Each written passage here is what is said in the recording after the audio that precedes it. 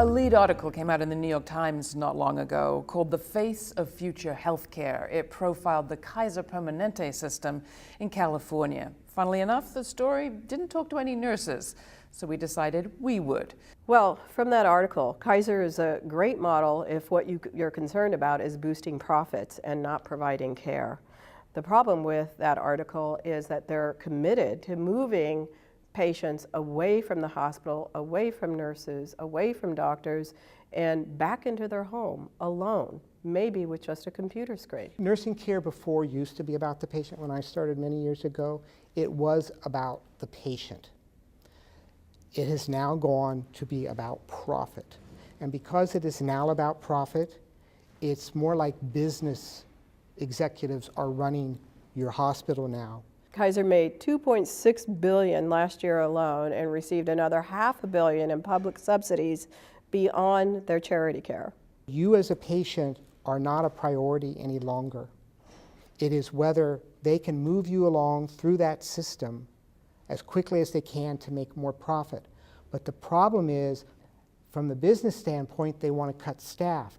So they kind of shortchange themselves because as they cut staff, they can't move you through the system as quickly, and so it backs up. So you as a patient don't get the care you need in a timely manner. The nurse isn't able to get what they need to give you that care, and you don't move through the system to allow them to make their profit. Although they do make their profit, but it's at the expense of the nurse and the patient, not at the expense of the hospital. One of the ways that they're cutting cost is, for instance, closing a whole pediatric center and unit and forcing parents to drive on a congested freeway with a sick child an hour before they actually can even be seen by a physician or a nurse. What we're seeing is hospitals investing enormous amounts of money in robots, in robotic doctors, of which nurses are having to wheel around patient to patient. With the Epic system, you have a computer that rolls around on wheels. It's about the size of a person, and it's in the room with you.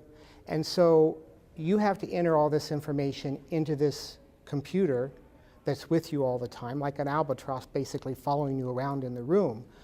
But that's not how an interaction goes with a patient. This computer wants you to enter this information in a very specific way. And if you don't, it gives you a stop, and you can't go forward without putting something in there. And it's usually multiple choice answers. It's not necessarily the answers that you as a nurse would put in. It's the answers that this machine has set up that says that you need to give. It changes the whole nursing process for us. The assessment aspect of it, the diagnosis, it tells you what it thinks you should be doing. It also sets up alarms for you to say, you haven't done this. It sort of puts nursing on an assembly line now, and that is not what nursing is. Nursing is that interchange, that dynamic talk between you and that patient, and it's not something that can be put on a multiple choice questions in a computer. This is another Kaiser concept, mindset of promoting blame the patient, blame the victim. And nurses are compassionate. Nurses actually care. Nurses aren't going to abandon patients. I think that this is for George Halverson, CEO of Kaiser, who makes $77 a minute. It's pretty easy for him to promote this kind of mindset when he has so many more choices and he can so many more opportunities for, in choosing any level of care that he would need. Giving information to people who give a damn, such as me as a nurse, is rather insulting, because that is my whole goal of each interaction with my patient, is to give a damn each and every minute of my shift. And so I don't need to be reminded to turn that patient every 2 hours. I've been doing it for 27 years. I may be in the process of caring for that patient something else that is more important at that particular moment. It's not that I have forgotten to give that medication because the computer says I'm supposed to give it now.